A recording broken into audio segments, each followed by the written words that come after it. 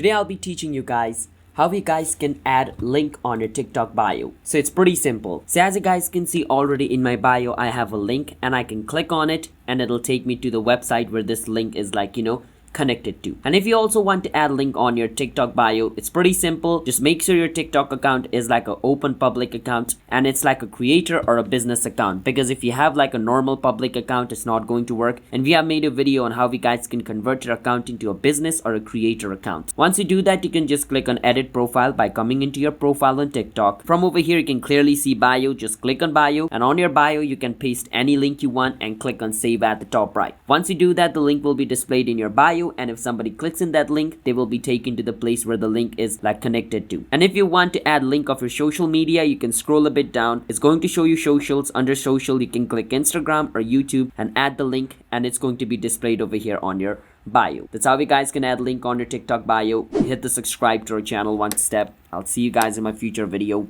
Bye bye until then.